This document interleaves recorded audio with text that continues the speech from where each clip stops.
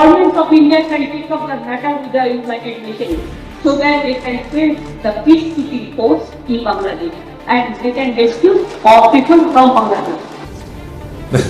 উনি এই বক্তব্য কেন দিলেন এটা আমি ঠিক বুঝতে পারছি না। এটা পশ্চিমবঙ্গের মুখ্যমন্ত্রী মমতা ব্যানার্জি বাংলাদেশের শান্তিরক্ষী বাহিনী পাঠানোর কথা বললে তার দাঁত ভাঙা জবাব দিয়েছেন যুব ও ক্রীড়া বিষয়ক উপদেষ্টা আসিফ মাহমুদ।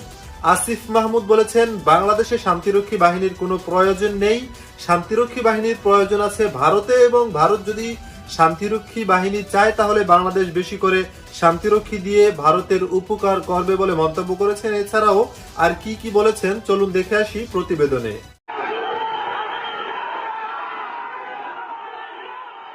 ভারতের আইন শৃঙ্খলা রক্ষাকারী বাহিনী হাই কমিশনের নিরাপত্তা দিতে ব্যর্থ হলে দেশটিকে জাতিসংঘের শান্তিরক্ষী বাহিনীর সহায়তা চাওয়ার পরামর্শ দিয়েছেন যুব ও ক্রীড়া বিষয়ক উপদেষ্টা আসিফ মাহমুদ।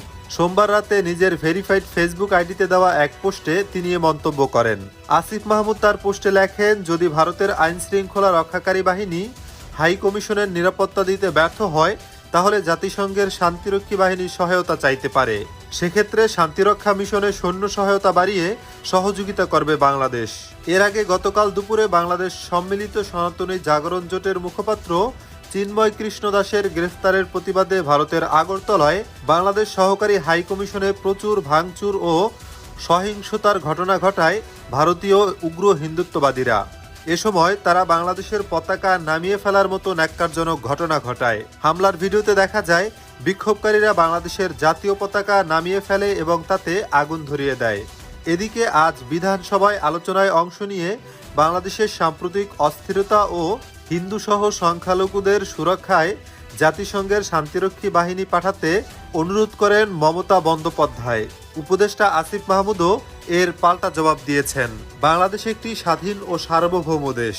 বাংলাদেশ নিয়ে কেন এত মাথা ব্যথা ভারতের? মমতা বন্দ্যোপাধ্যায় যেই মন্তব্যটি করেছেন এটি নিয়ে বাংলাদেশ এখনো পর্যন্ত তেমন কোনো প্রতিক্রিয়া জানায়নি, কিন্তু এর একটি দাঁত ভাঙা জবাব দেওয়া উচিত বাংলাদেশের অন্তর্বর্তী সরকারের, এমনটাই মনে করছেন সাধারণ জনগণ।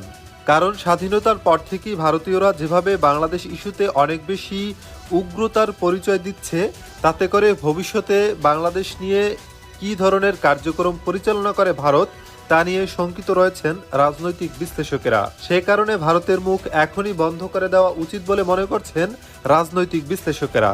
ভারতের অন্তর্কোন্দল এবং অভ্যন্তরীণ সমস্যাগুলো নিয়ে কোনো রকম মাথা না ঘামিয়ে ভারত যেভাবে বাংলাদেশের অভ্যন্তরীণ বিষয় নিয়ে মাথা ঘামাচ্ছে, এটি বাংলাদেশের সার্বভৌমত্ব নিয়ে একটি বড় ধরনের হুমকি বলেই মনে করা হচ্ছে। প্রিয় দর্শক, এ সম্পর্কে আপনাদের মন্তব্য কমেন্ট বক্সে লিখে পাঠাতে ভুলবেন না।